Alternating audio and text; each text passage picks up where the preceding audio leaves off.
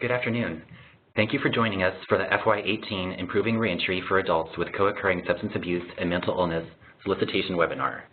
My name is Mark Stovall. I'm a policy analyst here at the Council of State Governments Justice Center, and I will be moderating today's webinar, which is hosted by the National Reentry Resource Center. We're excited to have several panelists join us on the webinar today. We have Andre Bethia, Policy Advisor for Corrections at the Department of Justice, Bureau of Justice Assistance. Andre oversees this grant track along with many other grant tracks at the BJA. We have Mark Stovall, Policy Analyst at the Council of State Governments Justice Center. Sarah Worsberg, Deputy Program Director at the Council of State Governments Justice Center. She oversees the substance abuse portfolio and grantee technical assistance for this grant track and for the Justice and Mental Health Collaboration Program. We also have Donna Bond, Coordinator of Mental Health Reentry Services. She is also the Program Coordinator for the Co-occurring Reentry Intensive Care Coordination Team program.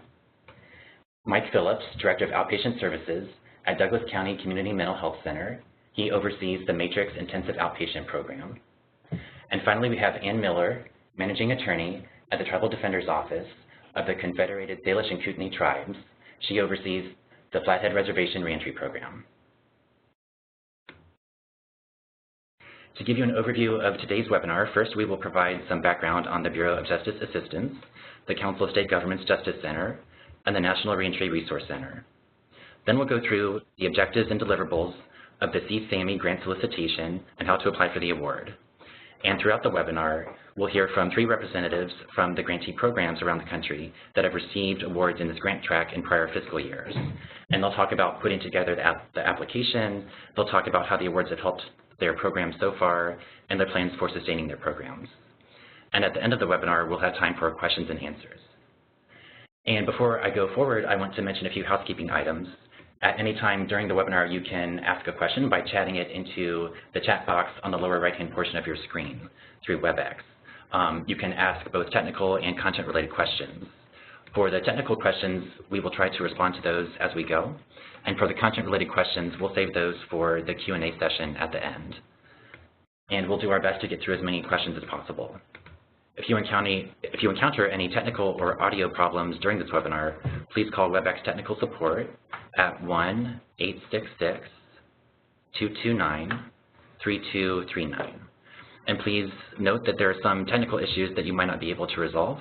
And so for this reason, we are recording the webinar, and we will post it to our website at csgjusticecenter.org/NRRC. We should have this webinar posted online by next week. And now I will turn things over to Andre Bethia, who will talk more about the Bureau of Justice Assistance.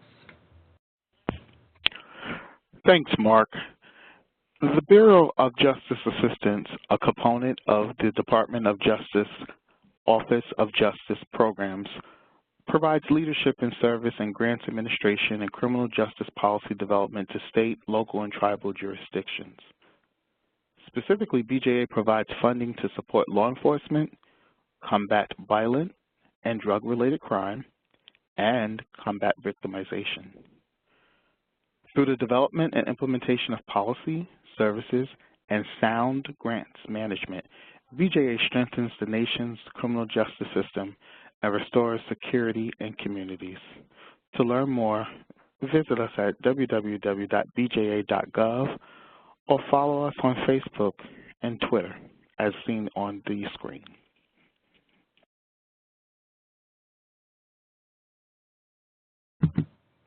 Thanks, Andre. And now I'm going to talk a little bit about the Council of State Governments Justice Center and the National Reentry Resource Center, or NRRC for short. The Justice Center is a national nonprofit, nonpartisan organization that serves policymakers at the local, state, and federal levels from all branches of government. Staff provides practical, nonpartisan advice and evidence-based, consensus-driven strategies to increase public safety and strengthen communities. And on this slide, you can see some examples of our publications in areas such as justice reinvestment, reentry and employment, behavioral health, school discipline, and reentry. The Justice Center also operates the National Reentry Resource Center, or NRRC, in partnership with the Bureau of Justice Assistance. And since 2009, the NRRC has provided technical assistance to more than 600 grantees. The NRC also serves as a source for user-friendly, interactive information on best practices in reentry.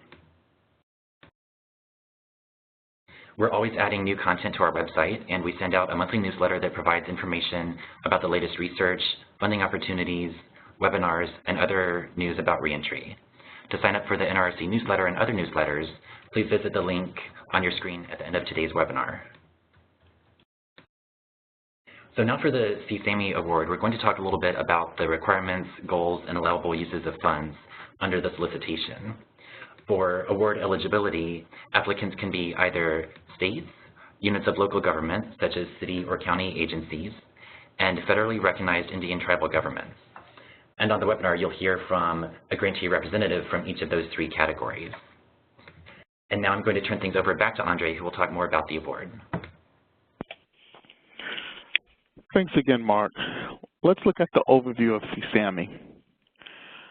The Improving Reentry for Adults with Co-occurring Substance Abuse and Mental Illness, CSAMI, program is designed to improve access to and delivery of services to offenders with co-occurring substance abuse and mental illness when they leave incarceration to reenter the community.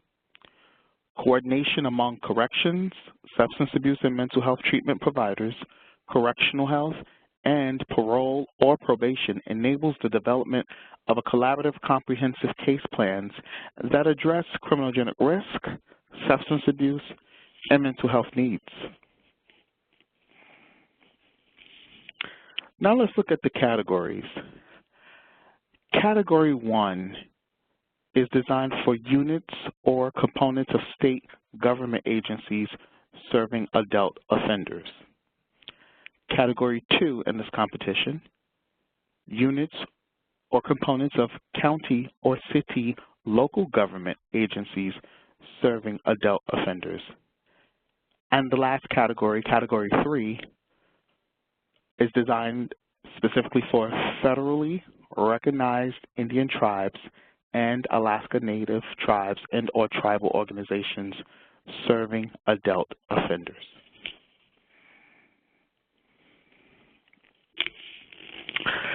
Now we want to go into the mandatory certification or consultation. Please note that all applicants must certify that any treatment program proposed in their applications is or will be clinically appropriate and will provide comprehensive integrated substance abuse and mental illness treatment. Also, applicants must provide official documentation that all collaborating service provider organizations are in compliance with all of the requirements for licensing, accreditation, and certification, including state, local, that includes city and county, and tribal requirements as appropriate. If the applicant is not the single state agency for substance abuse services, the applicant must demonstrate that the application has been developed in consultation with the single state agency for substance abuse services. For a listing of the single state agency for substance abuse services, please consult the SAMHSA website that is listed on the slide currently.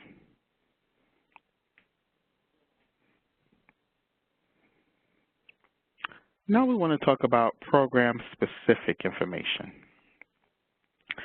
This particular solicitation is to provide standardized screening and assessment, collaborative comprehensive case management, and pre- and post-release programming that addresses criminogenic risk and needs, including mental illness and substance abuse. BJA is seeking to implement or expand systems approaches to improve outcomes for adults with co-occurring substance abuse and mental illness who are reentering communities following incarceration. The expectation is that jail or prison systems will develop or refine a standardized screening process for all offenders in the correctional facility. The jail or prison system will also make assessments for co-occurring mental illness and substance abuse during incarceration and prior to an offender's release to the community.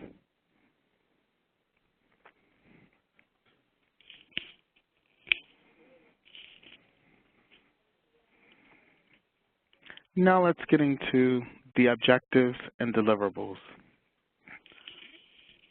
Standardized screening processes for mental illness and substance abuse using a validated tool for all offenders entering the correctional facility. For example, booking, intake, or classifications. Must also provide assessments for mental illness and substance abuse prior to a person's release from the corrections facility. Provide evidence-based pre- and post-release mental illness and substance abuse treatment and cognitive behavioral interventions to address criminogenic risk factors. Develop collaborative, comprehensive case plans that incorporate information from the criminogenic risk assessment and mental illness and substance abuse assessments. Create a performance measurement plan that outlines who is responsible for data collection, input, and analysis.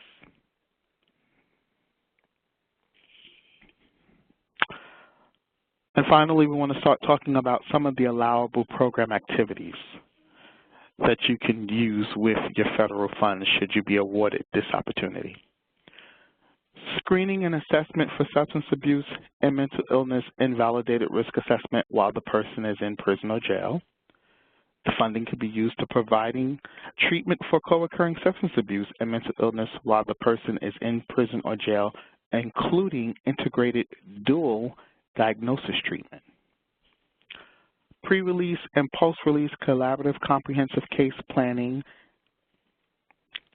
Funds could be used for case management.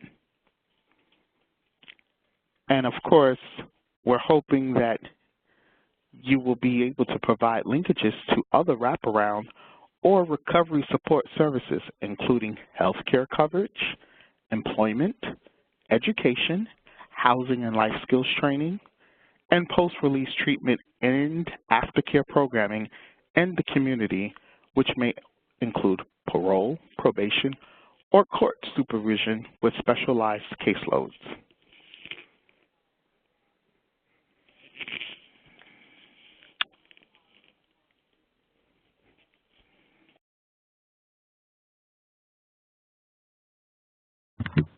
Thank you, Andre. And now I want to turn things over to Donna Bond, who's Coordinator of Mental Health Reentry Services at Oklahoma Department of Corrections, to talk a little bit about her experience with this award. Donna? Okay, thank you. And thank you for asking me to share. What I would like to share with the program in Oklahoma, we are a 2015 award, and again, it is the Co-occurring Reentry Intensive Care Coordination Teams, CRICKET. Our program begins inside designated Oklahoma Department of Correction facilities that are assessed to have the largest number of potential inmates that meet the criteria. Our project targets inmates that are 1 to 6 months from release and that are diagnosed with a co-occurring diagnosis, both substance abuse and mental health.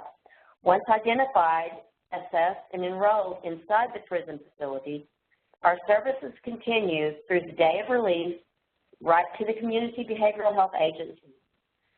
This agency is contracted to provide a multidisciplinary treatment team and a full array of evidence-based services in Oklahoma County for 100 enrollees. At this point in time, we are really close to 100. I think we're between 85 and 90. The enrollment and appropriateness for the program is based largely on our risk, need, responsivity assessment, and that's the ORAS R&R tool. Our inmates must score moderate to high. We do serve males and females with this program. I first want to talk about one of our first-time program aspects, and that is that we actually funded a dedicated 75% time of a full-time probation parole officer to work specifically with our program participants as a part of the treatment team. We have found that including this dedicated position working daily with the treatment team has been just a huge contribution to the success we are seeing with a lot of our clients post-release. In prior programs, we've also requested one officer for our program participants, but with the way their caseloads are rising and increasing, it's just we've not had the same opportunity to have the one dedicated probation officer to work with every client. You can imagine the difference when a newly released inmate comes into the cricket program directly from prison to the cricket agency, and they meet their probation officer at the behavioral health agency as a part of the team. And she's really supportive, and she's really engaged, and she's just really dedicated to helping them be successful, and doesn't have a punitive, anything punitive. It's more of a supportive, and like I said, she's a part of the treatment team. That's just been a huge success. The other thing I wanted to mention is the program implementation guide that the grantees are required to fill out with the assistance and then the final approval of your Council of State Government Justice Center partner. Ours has been Mark Stovall, which, you know, we've become to really know him just very well. He's always there for our support, but we have monthly calls with him. This has been very helpful, and the guide, to me, it's like a checks and balances tool to help ensure that our application and our program is consistent with all the requirements that were included in the RFA. I think everyone in our group found it valuable as we were going through our startup to ensure that our project was fully meeting the expectations of the grantor and the funders. So that is something that, you know, I've said over and over, but although it was my first opportunity to work with a grant, with the program implementation guide, I think that, you know, now that I have, every grant should do that because it's really made a difference. I just cannot brag on that, on the support that Mark has given us and Sarah and actually the whole team.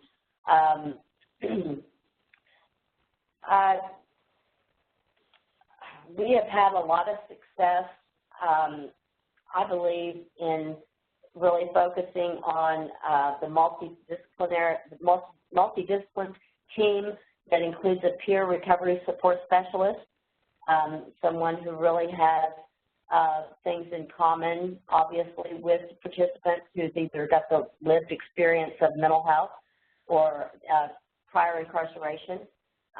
That's really been a plus for our program. So I think that kind of wraps up what I was going to say. I hope I went about 10 minutes. Hey, Donna, thank you for that. That was great. So now, just to go through the webinar here, I'm going to talk a little bit about some additional award information, including the web-based tool on Collaborative Comprehensive Case Plans, or CC Case Plans for short. So this tool was launched in October of last year, and it was designed to serve as a one-stop shop for information on developing and implementing case plans that balance risk and behavioral health needs. And this is something that has been a challenge to the field. This tool builds upon a publication called Adults with Behavioral Health Needs Under Correctional Supervision. And this publication was designed to help systems plan for matching and prioritizing supervision and treatment services for different groups of individuals in order to reduce recidivism and promote recovery. And within that publication, there's this framework here, which you can see on your screen. And this framework shows how to identify groups of people for supervision and programming based on their criminogenic risk, their substance use need, and their mental health need. And so ideally, in the screening and assessment process, you would start with assessing criminogenic risk, the risk of reoffending, and you would identify individuals who are low risk, medium, and high risk. Then use a substance abuse assessment to determine the presence and severity of a substance abuse problem, and then a mental illness assessment to determine presence and severity as well. And after doing these different assessments, that gives you 8 different groups of individuals, which you can see at the bottom in those different boxes. And so group 1 is low criminogenic risk and low substance use and mental health need. And so these individuals require a minimal amount of supervision and services. Groups 2 through 4 are not likely to recidivate, but they do have behavioral health needs that should be addressed through treatment. Individuals in these groups could be good candidates for diversion programs. And on the right-hand side, the individuals in groups 6 through 8 should be the target of most reentry programs for people with behavioral health needs. They have the highest need for supervision and cognitive programming, as well as treatment for behavioral health needs. And so this framework tells you what to do at a conceptual level in terms of matching resources to the level of criminogenic risk and behavioral health need. And so the web-based tool, we wanted to make this tool very implementation focused. And so the color wheel that you see on your screen just gives examples of how different agencies can take the lead and how they can coordinate with other agencies and other entities in the case planning process.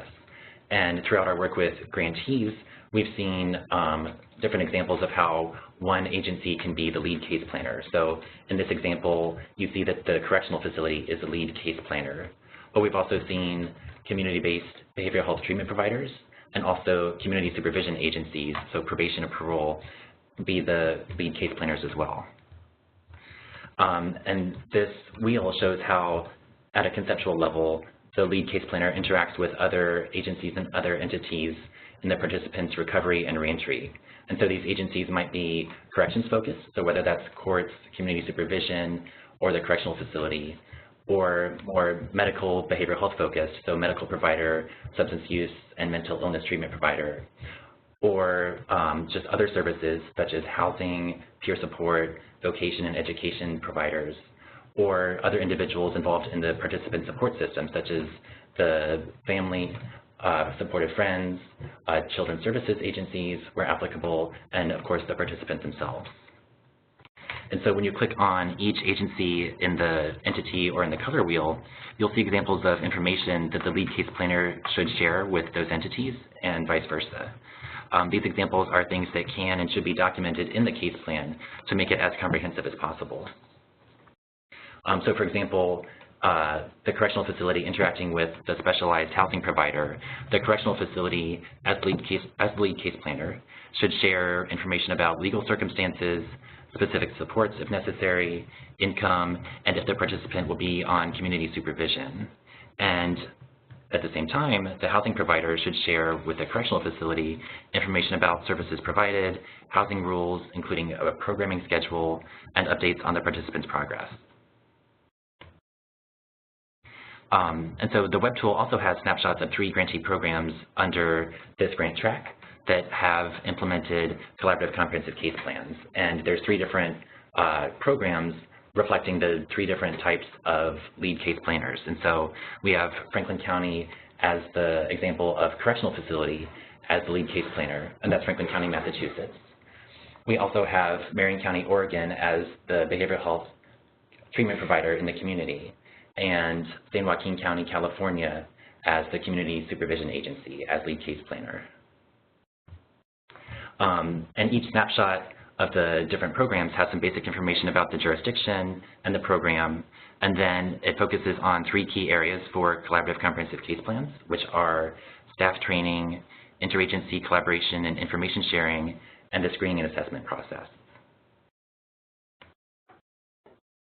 And then finally, the CC Case Plan web tool has a list of 10 priorities and components for case planning, which you can see here. And this box is expandable, so you can click on each one and read a little bit more about it, and also see links to resources to help you in your case planning process. So now, after giving that overview, I'm going to turn things over to Sarah Wurzburg, who will talk a bit about the planning phase of the CSAMI grant program. Excellent, thank you, Mark. So there are 2 phases to the grant program. One is the planning phase, and the second is the implementation phase. There's a planning and implementation guide, or as we call it for shorthand, the P&I guide, which will be completed during the planning phase of the grant. And I'll explain a little bit more about that actually in the next slide.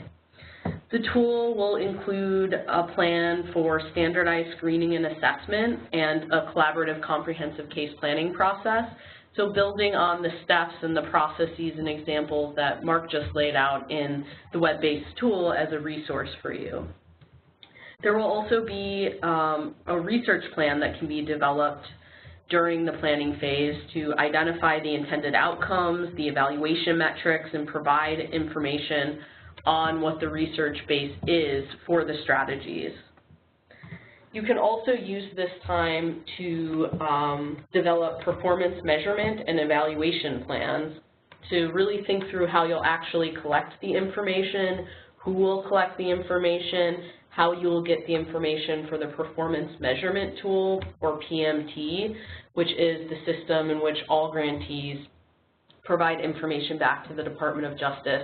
Then what other information you want to collect beyond that, whether that be process or outcome measures, really to think through information that can help with ongoing analysis based upon what the advisory board might be interested in seeing or hearing about, and then monitoring and determining the project impact overall. Now to discuss the planning and implementation guide a little bit more. So this guide is really meant to walk you through all of the phases of the planning process. And as you'll see, the things in the planning and implementation guide mirror closely to what we'll talk about within the phases here. Grantees have access of up to $150,000 for 12 months to complete the planning and implementation guide and really to think through your planning process.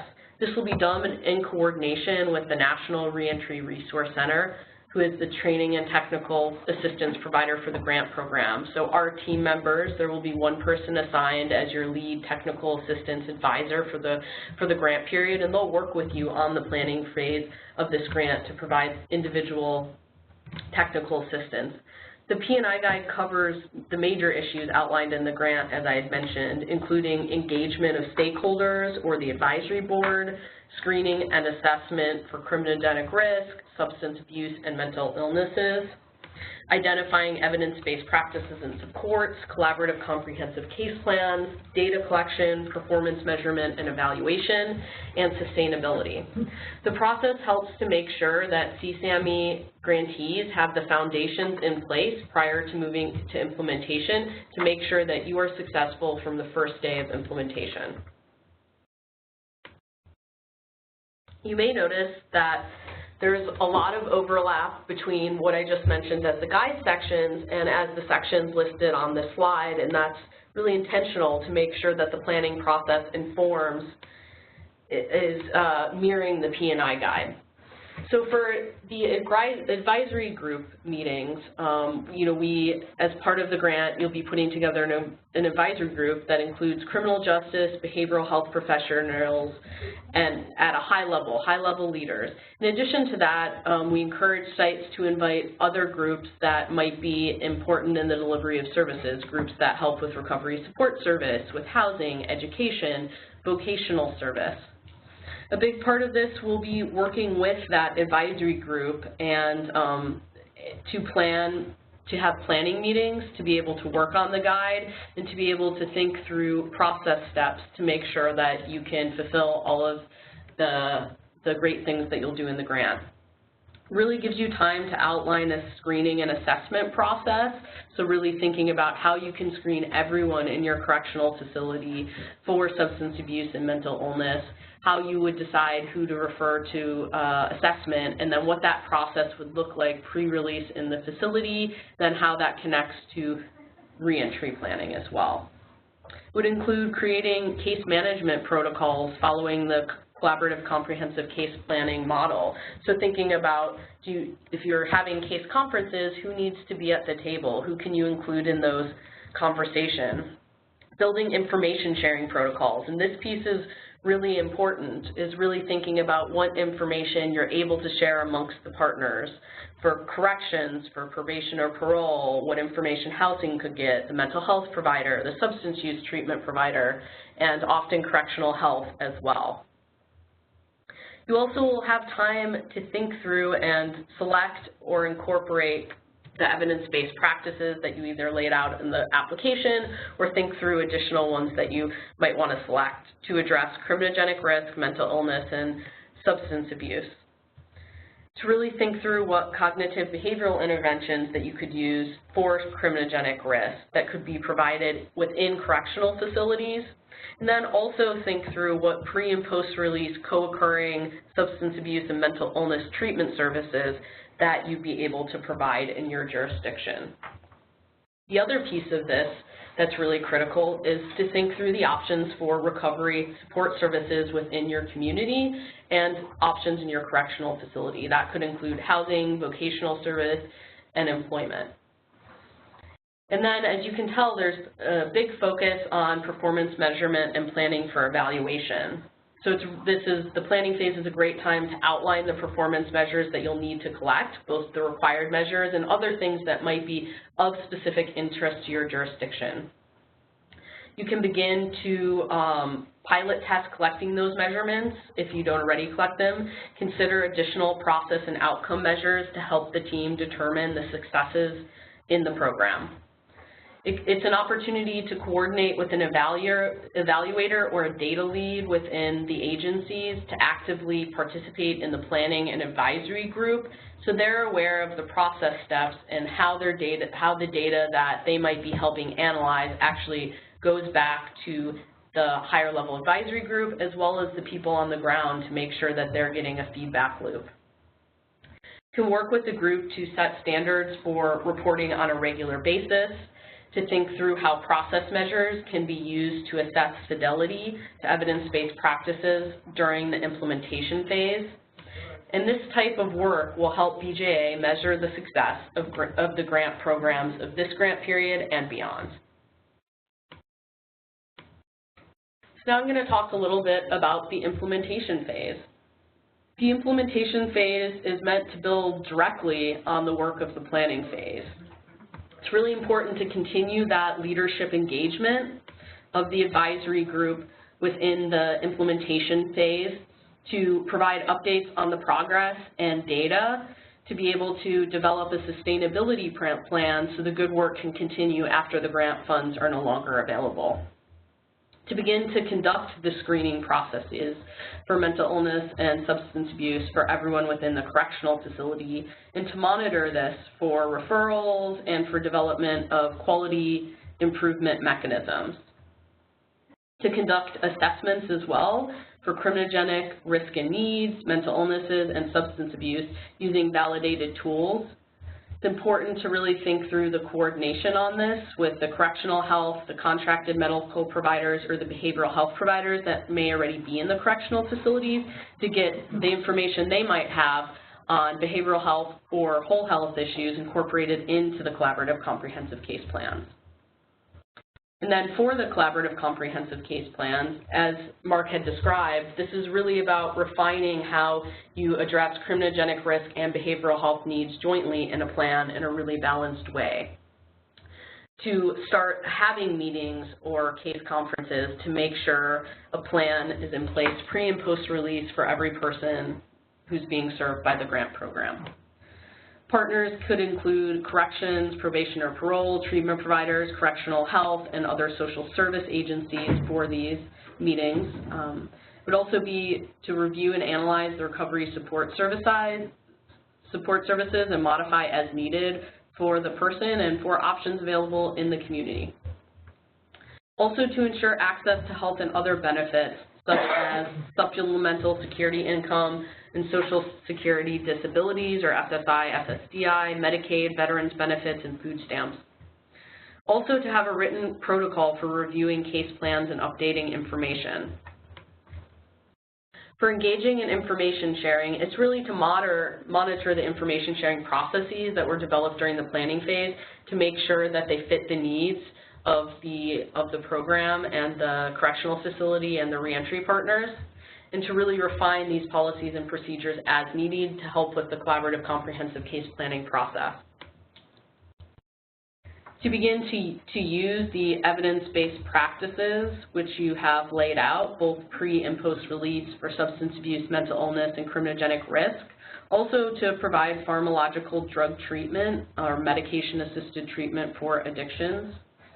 To consider and refine your practices related to the cognitive behavioral interventions to address criminogenic risk and needs, and to train staff in the monitoring of the evidence-based practices to make sure that there's fidelity to the model and you're getting the best results you can from the evidence-based practices.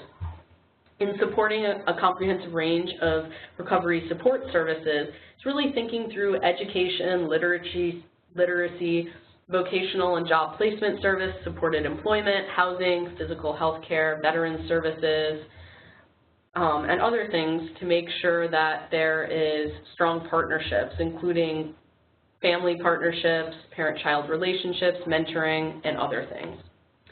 This can also include the use of peer recovery support specialists or peer mentors, which is something that Donna mentioned they've been using in their programs.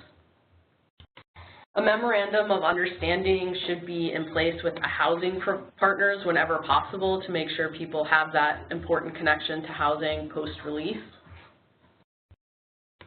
There's also the ability to provide performance measurement and evaluation. So continuing to follow the plan outlined within the planning phase on data collection, input, and analysis to build on the relationships with the research or evaluation partner developed in the planning phase, making sure that if you do have that partner, you're able to meet on a regular basis and they are able to assist in the development of materials for the advisory board meetings.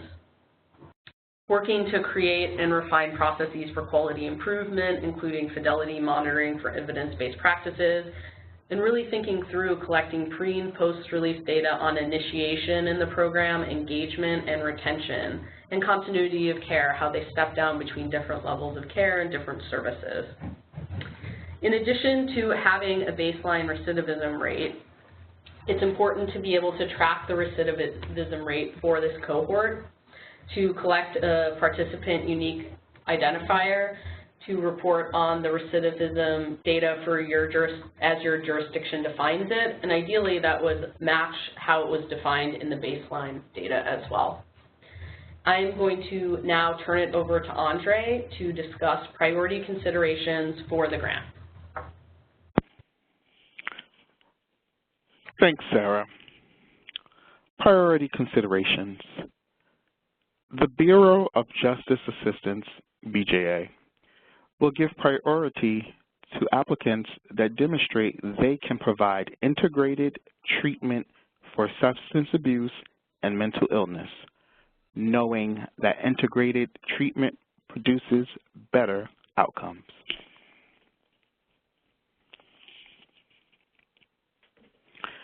In regards to evidence-based programs or practices, the Office of Justice Programs, OJP, strongly emphasizes the use of data and evidence in policymaking and program development in criminal justice, juvenile justice, and crime victim services. OJP is committed to improving the quantity and quality of evidence OJP generates, integrating evidence into program, practice, and policy decisions within OJP and the field, improving the translation of evidence into practice, and for resource for evidence-based programs or practices in criminal justice, juvenile justice, and crime victim services, please consult the crimesolutions.gov website, which is a major resource of OJP.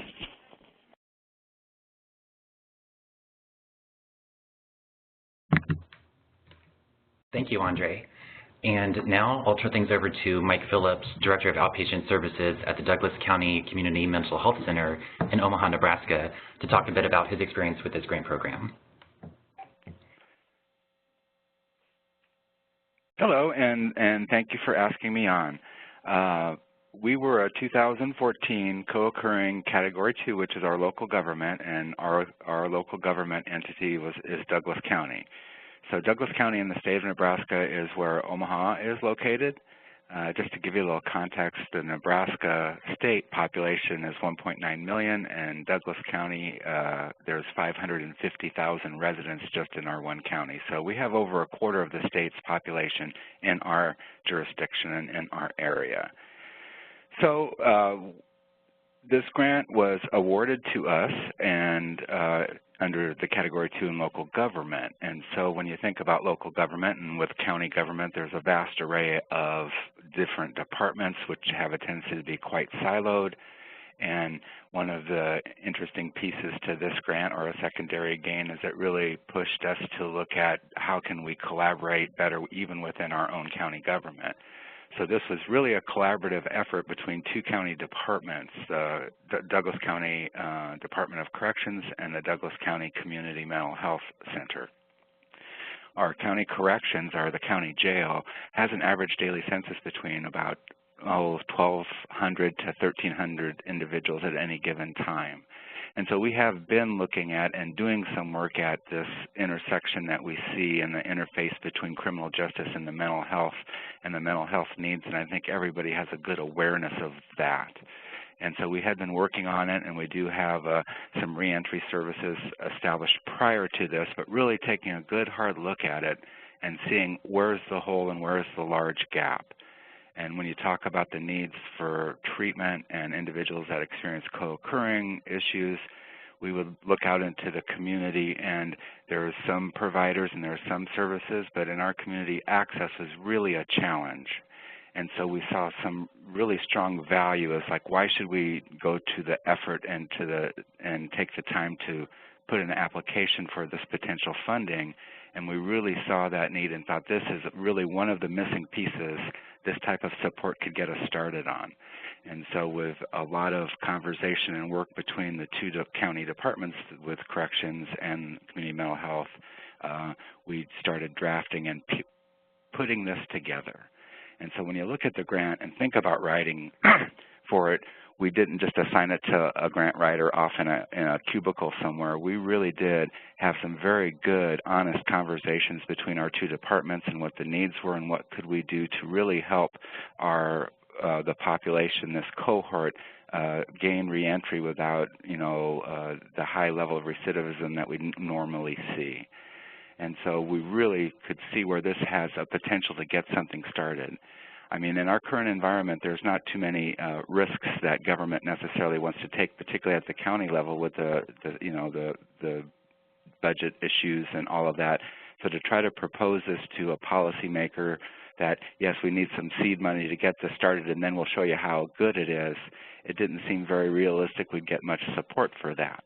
So this grant really gave us the opportunity to get this started and be able to demonstrate to the local policymakers and other potential areas of support that this is such a needed service, that it really does help the individuals and it achieves what the purpose is. And so I would encourage people to really think about that. It gives you such an opportunity because it really, we found it to be so helpful for us. Okay, so what did we do? I mean, we started a co-occurring intensive outpatient program as part of our reentry services. And one of the little wrinkles to that is that we embedded a case manager into it that ordinarily you don't see that role within an intensive outpatient program. And they would follow the individual up to 6 months post-graduation of the traditional IOP program. And that has been so helpful. She's really developed relationships in the communities with sober supportive housing, with employers, with a variety of different community partners that working together, and they know that this individual is engaged and involved. And we have seen some amazing results and stories and connections to the individuals that we have served. I mean, it's been an inspiring thing to be part of. So as far as that is, having said that, when you start putting the pieces together, I think you really need to look and read what they're looking for and try to address as many of those objectives, deliverables, priority considerations as part of, you see that need that you have and this is what we're going to do, and then see how you can really spell out how you're going to be able to meet some of those listed objectives, deliverables, and the priority considerations that are listed in the grant. because if you really take the time and energy to look how it all relates to each other, it is not as difficult as it may seem. And so, I mean, for us in our programs and services, we found it very, very helpful. So I said, you know, this is good kind of seed money, startup money to really show and demonstrate to others and how valuable this is. And so then it's like, well, what do you do when the money runs out? And we really don't want to do that. You know, just to close up a program because the grant money is done. And so going into it, we did have a plan as far as how we were going to keep this going. One is we kept a really open line of communication to a variety of individuals, our policymakers. At the Community Mental Health Center, we have a board of trustees, and then with the county commissioners, and with, I mean, even the local news outlets. There was about 2 or 3 different stories about the successes involved with this service, and establishing these good positive relationships with our state probation, our drug courts, our young adult courts, and really kind of piece all of that together. And so in having the funding to be able to do the service and do it well and establish sort of a real positive reputation, both in the staff that I had and how we communicate with all of the different individuals and agencies that are involved, we really kind of established that we were kind of a go-to service. Even so much that the local area judges sometimes would have that as part of our clients' you know, discharge release plans, is that they expected them to participate in this specific service. I mean, we really did build that up. So then as the grant wound down, it's like, okay, where do we develop and have the funding for that? In our state, there are vouchers available that comes through our state probation system. So probation officers can issue vouchers for treatment. Our drug court can issue treatment vouchers. Our young adult court can issue treatment vouchers. And so we have tapped into that as a source of support. Also, in our county corrections facility, they have an interesting wrinkle as far as how they help to access some funds for services for the inmates themselves. Any of the profits or proceeds from the phones or from the commissary or any of those things goes to an inmate benefit trust. And that inmate benefit trust then purchases some services for the inmates themselves in terms of treatment services and reintegration. And then also we established and really kind of pitched at our single state authority and also within our state how our state funds are divvied up is in a regional system. And so our region area, we really did have a lot of communication to them as far as the benefits and what we were seeing and what we were doing. And so we did receive some support through a capitated contract or a capitated amount through that entity as well. And so I think really as far as the thinking about it, it really gives you an opportunity to get something started, prove your worth, really develop and establish a good reputation in those relationships, and then through that, the whole time thinking about how and what are you going to generate and where are you going to be able to go with it. But for us, it's been a very positive experience, and you're not out there alone. The Council of State Governments and the technical assistance that's provided is very kind of supportive, and it feels very much like a team and a coach versus like a you know, an overseer or a you know, gate master. And so anyone that's, you know, kind of on the fence about applying for this or not, I think it is a very valuable resource, and I would encourage people to do that. And so thank you. Thanks so much, Mike, for talking about your experience with the grant program. And now I'll turn things over back to Andre to talk a bit about budget and additional information for the CSAMI program. Thanks, Mark. So we want to go over some of the unallowable uses for award funds. In addition to the unallowable cost identified in the DOJ Grants Financial Guide, award funds may not be used for prizes, rewards, entertainment, trinkets, or any type of monetary incentive. You cannot use the federal awards for client stipends. Gift cards are considered an unallowable use for award funds. The purchase of vehicles is considered an unallowable use for award funds. Food and beverages are not an allowable cost.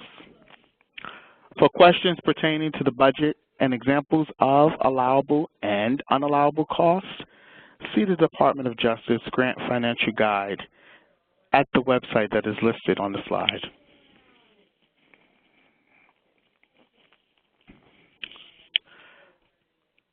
This award comes with special conditions, withholding for the planning phase. There will be a line of demarcation between the planning phase and the implementation phase. Each grant awarded will have in place a special condition withholding all funding except $150,000, which will allow grantees to complete, submit, and receive approval of their planning and implementation guides, also known as the P&I guide. Grantees will not be authorized to obligate, expend, or draw down funds in excess of $150,000 until the Bureau of Justice Assistance, BJA, has reviewed and approved their planning and implementation guides, and a grant adjustment notice has been issued and approved to remove the special condition. The Planning and Implementation Guide will be provided by the National Reentry Resource Center, which is BJA's technical assistance provider, which will help each grantee develop a strategic plan that incorporates systems enhancement for offenders with co-occurring substance abuse and mental illness. Now let's discuss cost sharing or matching requirement. This solicitation does not require a match. Let me say that again. This solicitation does not require a match. However, if a successful application proposes a voluntary match amount and the Office for Justice Programs approves the budget, then the total amount, including the match, incorporated into the approved budget becomes mandatory and subject to audit. For additional information on cost sharing and match, please see the Department of Justice Grants Financial Guide at the website that is listed on this slide.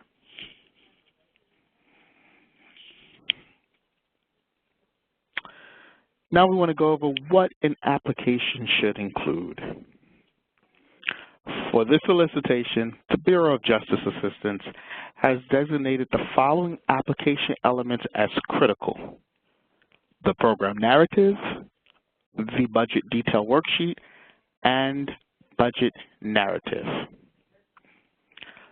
In addition, you also need to include the information to complete the application for federal assistance, which is the initial form that you will see when you start to upload your proposals, the project abstract, the program narrative, budget and associated documentation, and direct cost rate agreement, if applicable, tribal authorizing resolution, if applicable, financial management and system of internal controls questionnaire, including the applicant disclosure of high-risk status, disclosure of lobbying activities, and additional required attachments.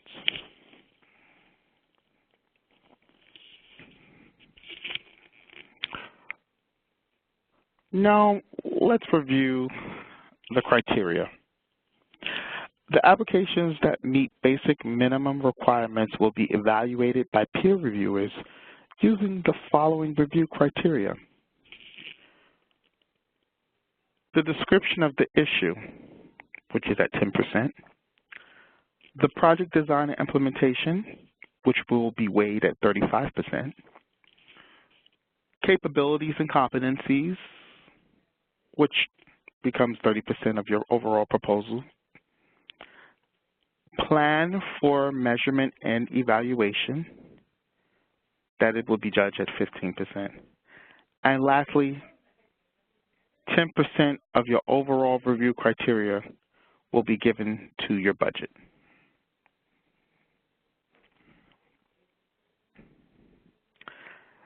BJA expects to make up to 12 awards of up to $750,000 each. This is an increase from previous solicitations. BJA expects to make awards for a 36-month period of performance to begin on October 1, 2018.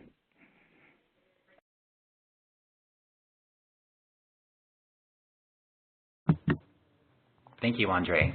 And now I'll turn things over to Ann Miller, who is Managing Attorney at the Tribal Public Defender's Office with the Confederated Salish and Kootenai Tribes in Montana. Thank you, Mark. The Tribal Defender's Office implemented the Flathead Reservation Reentry Program, which is part of our holistic defense services offered at the Tribal Defender's Office. The Flathead Reservation Reentry Program assists tribal members to make their transition from incarceration back to the reservation. Our target population is members of any federally recognized tribe who are transitioning back to the Flathead Reservation. So some of the services that we're providing: case management. Our case manager helps our clients navigate services and reduce barriers by developing resources, connecting our clients to services, and advocating for our clients with agencies who may not otherwise serve them. Primary needs that our case managers assisting with are housing, employment, education, and transportation. The case manager uses the Reentry Intake and Assessment tool, which is a tool that was developed by our psychologists in our office to determine the risk level and develop a case management plan. The case plan is driven by what the client identifies as needs, and so in that sense, our lead case planner is really our client. Components of the Reentry Intake and Assessment tool are a validated risk and assessment and needs assessment tool, which is the LSI-R, an historical loss scale, historical loss associated symptom scale, a PTSD screen, and about 50% of our clients are reporting clinically significant symptoms of PTSD. A perceived level of cultural connectedness scale, which is a scale that was developed by our psychologist, and then it includes identified immediate and long-term treatment and case management needs. Our psychologists who are doing their PhD candidates who are doing their dissertations on our program and the development of our Reentry Intake and Assessment tool are analyzing data to validate the tool for a more accurate risk assessment for our native population. There is not another risk assessment tool that does that. We've had one analysis done on our data, and we know that the evidence-based tool that's embedded in what we're using now is not a reliable predictor for recidivism among our native population. Our second analysis will be done this fall, and our tool should be validated at that time. We provide mental health services both in-house, in our office, in jail, and then we refer out to our tribal behavioral health, who's a partner with our program. Our psychologists provide assessment, psychoeducational groups, individual and couples therapy. We also have a peer-run group that was created here called Incarcerated Anonymous that is a sobriety support group for those recently incarcerated. We provide legal services. Our reentry attorney assisted both pre- and post-incarceration. He provided sentencing consultation, advocated for clients at pre-sentence investigations, assisted with collateral consequences to criminal convictions, including child support issues, child protection issues, outstanding warrants, advice and assistance with registration requirements, and relief from registration and parole planning.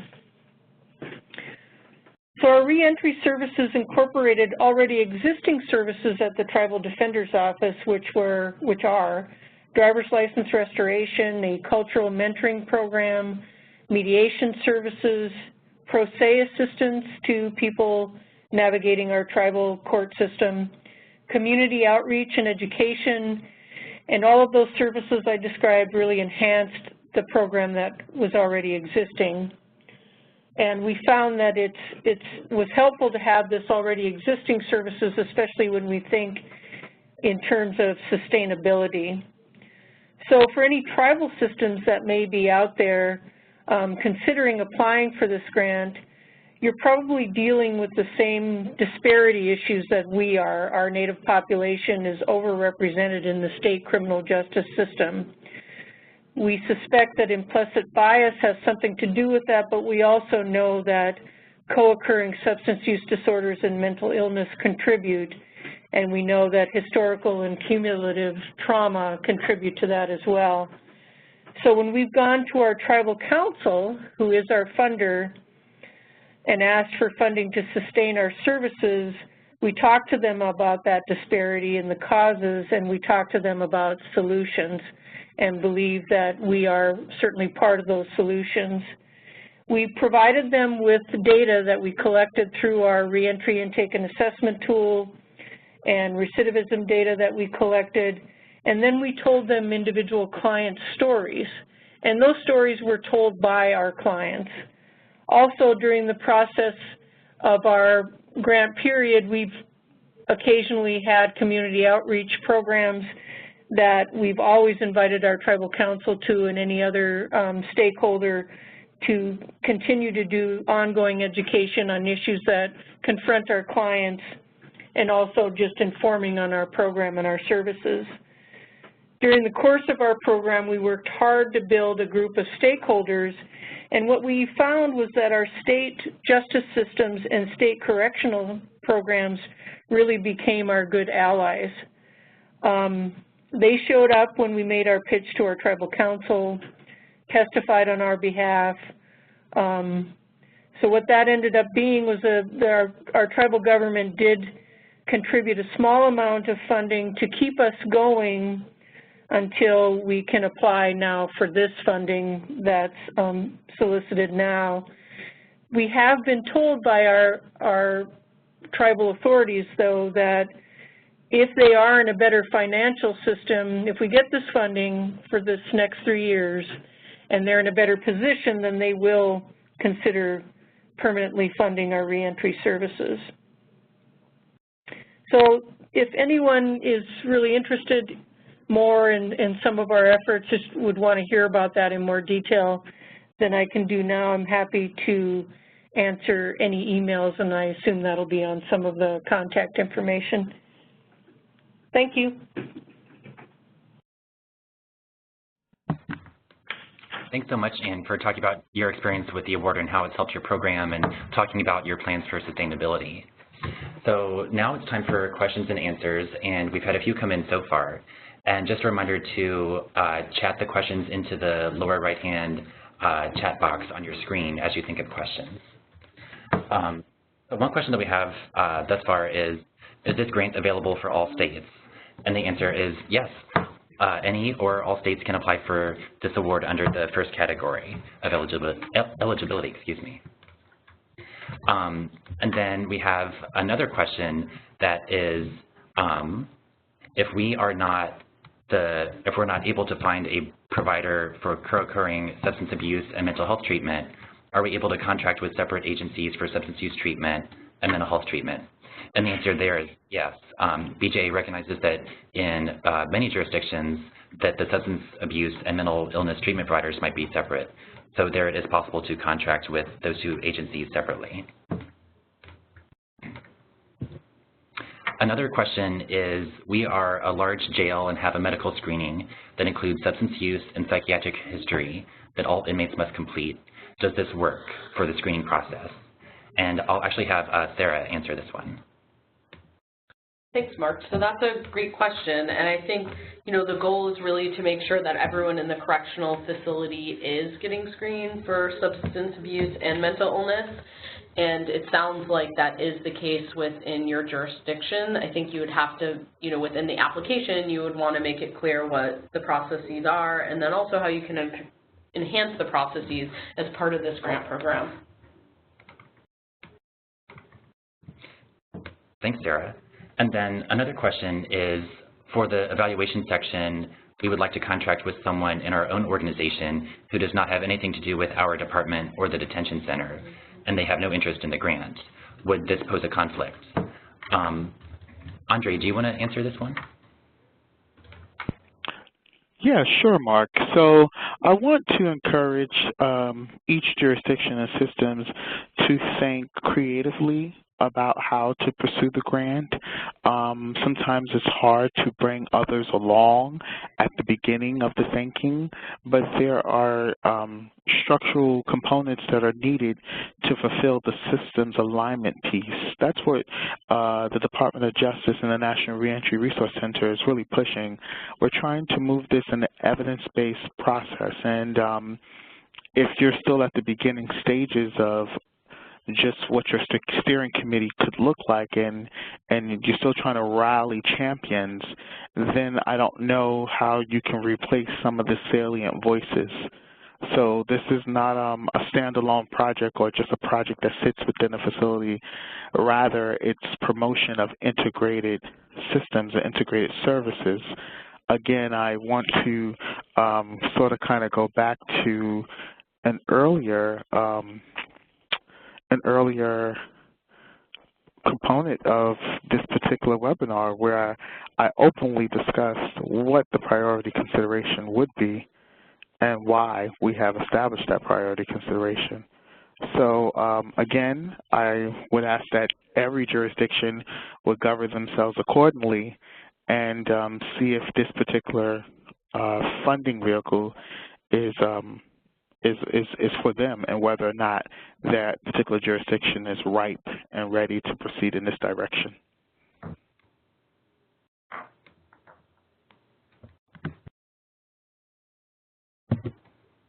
Thank you, Andre. Another question we have is, within a local jail, please confirm that screening, assessment, and treatment services can be limited to a population of exclusively sentenced inmates, thereby excluding those inmates who are in custody awaiting trial or other case disposition. Andre, do you want to take this one too? Sure. The grant solicitation didn't identify, screening to be held just for individuals who are awaiting adjudication as opposed to sentenced offenders. I think, again, it's about looking at the grant. It's a bit nebulous intentionally because we're hoping that the grant can represent all of our wonderful United States and jurisdictions that fall there within, including territories and, respectfully, the tribal nations. So I want to encourage you to look for language that speaks directly to your circumstances, and where the square peg doesn't fit into the round hole, express your creativity and your concern as an applicant. So it's not so much answering your question as much as how could your situation within your particular jail and locality fit neatly with this systems overhaul or this systems alignment piece. Thank you, Andre.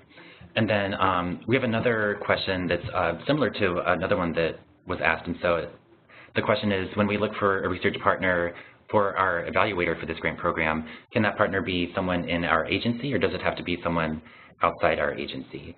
Sarah, do you want to take this one? Sure. So yes, there's lots of great questions on this, and as you can tell that the research and evaluation is a focus of the grant as well. So there could be a data lead within an agency, the Department of Corrections, Community Supervision, or a behavioral health provider that could be helping lead the data collection efforts. There's other sites who choose to work with an outside evaluator from a partnering organization or sometimes from a research university. So there's not a specific requirement to do it one way or the other. You should pursue what works for your jurisdiction. Thanks, Sarah. One question is this grant of $750,000 one time for the entire 36 months, or $750,000, there we go, each year for 3 years? And the answer is it's $750,000 over the 3 years. Another question is, how many clients can be served in each cohort? And to answer this, it really just depends on the capacity of the providers and other agencies that will be involved in serving this population. And that applies to the different categories of the the applicants as well. And so it really just depends on the capabilities and the capacity of those agencies that are going to work with those participants to serve. So in the program narrative, you will outline your estimated target number for who you plan to serve. Another question is, does the lead case planner position have to be an employee of the applying entity for the grant? Sarah, do you want to take this one? Sure, Mark. No, they don't. As we outlined within the tool, it could be that it could be someone that is potentially a subrecipient of the grant. It depends on the way the jurisdictions have it set up. So in some cases, the correctional facility will be the lead case planner. In other cases, it might be a behavioral health provider in the community who's doing in-reach into the facility, or community supervision agents who are also doing probation and parole who's also doing in-reach into the facility. So it doesn't have to necessarily be the contracted agency. The key part is really having coordinated efforts and case conferencing within whatever happens. Thanks, Sarah. And then another question is, the grant states that we should have some planning in place at the time of application. Specifically, what is that? And this gets back to the planning phase that's outlined in the solicitation. And so when you're getting your application together in the program narrative, you'll outline what your process will look like for the planning phase in terms of writing, completing, and submitting the planning and implementation guide during the planning phase of the grant program.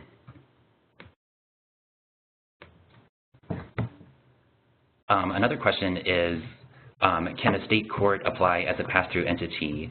The subgrantee we are proposing is our county mental health department. Sarah, do you want to take this one? Sure. Well, one thing to note here is that the county mental health department could actually be an awardee as well. So that is one of, as outlined in the eligibility criteria, county mental health agency would be under Category 2, the local, but a court could certainly apply to this. The key part is making sure that there's a strong partnership with the correctional facility, since pre- and post-release services are part of the grant. Thanks, Sarah. And another question is, can the first-year funding be used to support new positions, salaries for staff? Andre, do you want to take this one? Sure, Mark. So I think we want to examine what are the needs for the planning and implementation guide. We cannot set aside ideas on expenditures, and that should be considered as part of your planning phase. Ultimately, what does this look like? And this is not just for the lead applicant, but for the entire committee, for the entire task force that is working towards the systems alignment piece and the overall goal as it relates to substance abuse and mental illness for persons who are transitioning back into the community. So if that's the only piece that you see in this, then there's probably concern. I think you have to think holistically about every aspect. And if that includes facilitating a position that can speak to directly this effort, then that's a potential consideration. Thank you, Andre. Another question that came in is, do you have a source for gender-specific validated assessments or screening instruments for women, either for risk needs or for co-occurring substance use and mental illness? Sarah, do you want to take this one? Sure, absolutely. There actually are gender-responsive and gender-specific tools for criminogenic risk and needs, and there also are some tools that are gender-responsive for co-occurring substance use and mental illness as well. There's a website, there is an BJA-funded, the National Resource Center for Justice-Involved Women, and they do have some information and lists of information on gender-responsive tools. And then for the behavioral health pieces, I would go to the SAMHSA website, and they have some specific information on gender-responsive services for women as well. Thanks, Sarah.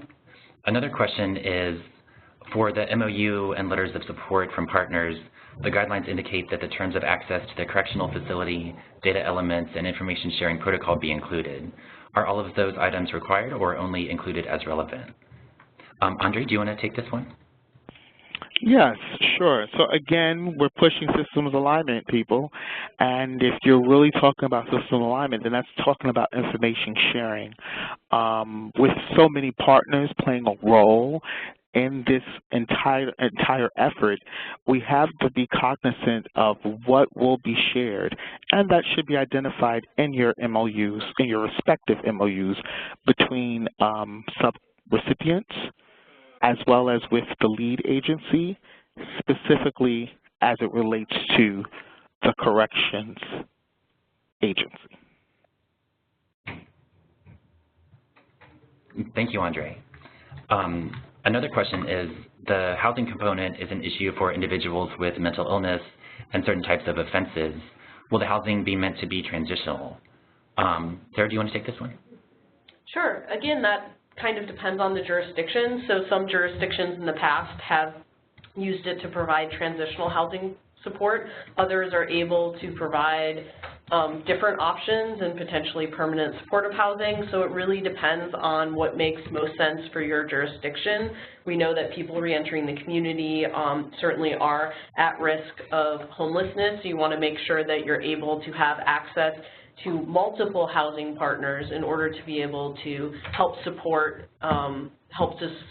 the people reentering with different housing options.